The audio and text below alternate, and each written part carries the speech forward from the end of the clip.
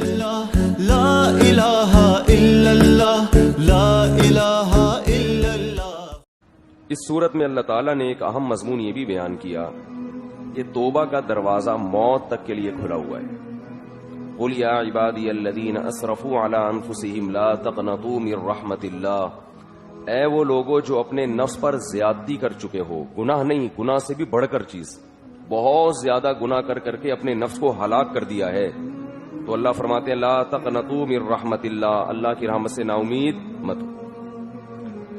کیا مطلب کہ گناہ کر کر کے اگر ہم تھک گئے ہیں تو نا امید نہ ہو، ابھی بھی اللہ ہمیں جنت میں لے جائے گا، یہ مطلب نہیں ہے۔ مطلب آگے آ رہا ہے اسی آیت میں، فرمایا اب کرنا کیا ہے، وَأَنِيبُوا إِلَىٰ رَبِّكُمْ وَأَسْلِمُوا لَهُ، اب تم اپنے رب کی طرف مائل ہو جاؤ اور اللہ کے فرما بردار بن جاؤ، من قبل ان یاتیکم العذاب، اس سے پہلے کہ اللہ کا عذاب آ جائے، یعنی نا امید مت ہو توبہ سے، اگر توبہ کرو گے تو توبہ قبول ہو جائے گی۔ لوگ کیا کرتے ہیں کہ گناہ ہو رہے ہیں، کوئی بات نہیں، اللہ کیا ہے، بخشنے والا ہے، مہربان ہے، اللہ نے کہا کہ نا امید مت ہو، تو ایسے لوگوں کو اللہ نے نا امید کیا ہے، جو توبہ کرنے کے لیے آمادہ نہیں ہے، توبہ کا ارادہ نہیں رکھتے۔ امید ان لوگوں کے لیے ہے جو توبہ کرنا چاہتے ہیں، اور توبہ نام ہے آئندہ کے لیے عزم کرنا کہ آئندہ میں یہ گناہ نہیں کروں گا۔ فرمایا انیبوا الی ربکم واتبعوا احسن ما انزل الیکم من ربکم، اور اتباع شروع کر دو اس کتاب کی، اس کے اچھے اچھے احکام کی جو تمہارے رب کی طرف سے تم پر نازل کیا گیا ہے۔ اب تک جو ہوا ہو گیا، آئندہ کے لیے اللہ نے جو احکام قرآن مجید میں دیے ہیں ان کی اتباع کرنا شروع کر دو۔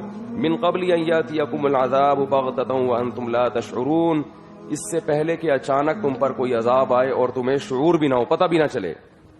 بسا اوقات انسان کے ساتھ حادثہ ہوتا ہے جو موت کا سبب بن جاتا ہے، اور انسان پہلے سے موت کے لیے تیار نہیں ہوتا، تو بتایا جا رہا ہے کہ توبہ میں جلدی کرو، اس امید پہ مت رہو کہ میں ابھی جوان ہوں، بڑھاپے تک مؤخر کر دیتا ہوں، ابھی بوڑھا ہوں، ابھی اور بھی بوڑھا ہو جاؤں گا۔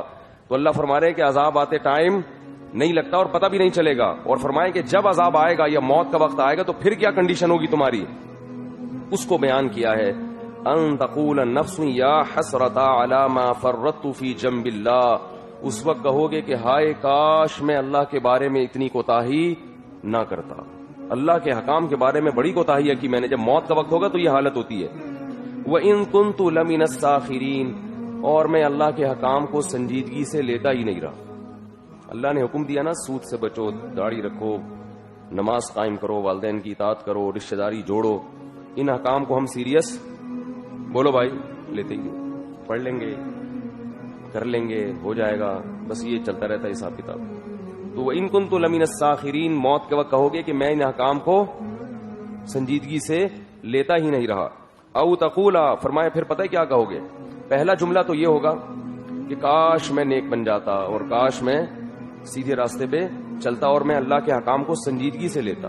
سنتے تھے علماء سے، سنتے تھے ایسا بھی ہوتا ہے، اچھا ہوتا ہے، کوئی نماز پڑھ لے تو ثواب ملتا ہے، نہیں پڑھے تو گناہ کا خطرہ ہوتا ہے، سنتے تھے مگر اس کو سیریس بولو بھائی نہیں لیا۔ فرمائے دوسرا جملہ کیا نکلے گا، لو ان اللہ ہدانی لکنت من المتقین، اگر اللہ مجھے سیدھے راستے پہ چلا دیتا تو پرہیزگار بن جاتا، اللہ نے تو چلایا ہی نہیں۔ یہ قصور کس کا ہے معاذ اللہ، کس کا قصور ہے؟ جب پریشان ہوتا ہے نا آدمی تو اپنا جرم تسلیم کرنا آسان نہیں ہوتا، دوسرے پہ ڈالو۔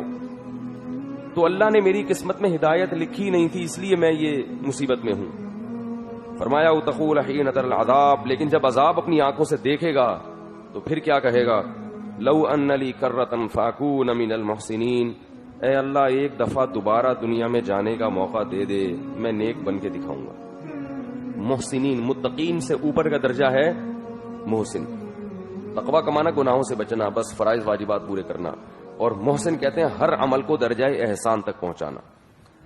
اے اللہ ایک دفعہ مہلت دے دے، صرف متقی نہیں بن کے دکھاؤں گا بلکہ ہر چیز میں درجہ احسان تک پہنچوں گا۔ تہجد ہوگی تو ہوتی چلی جائے گی، تلاوت ہوگی تو ہوتی چلی جائے گی، صدقات و خیرات تو کرتا ہی چلا جاؤں گا۔ اللہ تعالیٰ فرماتے ہیں بلا قد جات کا آیاتی فکذبت بہا واستکبرتا، فرمایا تیرے پاس میری نشانیاں آتی رہیں، تو ان کا انکار کرتا رہا، تکبر کرتا رہا۔